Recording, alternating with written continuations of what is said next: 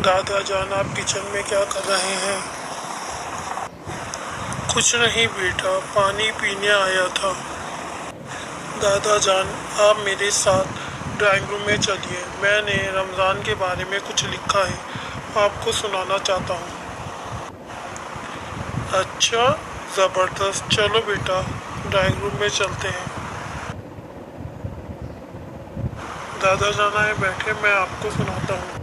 लो, मैं बैठ गया, अब तुम सुनाओ। जी ज़रूर, सुनिए। रमज़ान आया,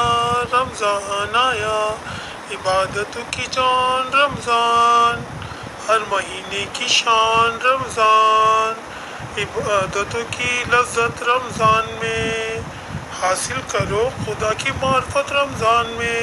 रमज़ान आया रमज़ान, गरीबों से प्यार करो रमज़ान में, अजीज़ों पे जान निसार करो रमज़ान में, मेहमान नवाजी करो रमज़ान में। रमज़ान आया रमज़ान, सब मिलकर खुशियाँ मनाओ रमज़ान में। आँखों का सुकून, दिल को सुकून, आँखों की ठंडक रमज़ान में। बुजुर्गों का एहतराम करो रमज़ान में, बुजुर्गों से दुआ लो रमज़ान में। रमज़ान आया रमज़ान।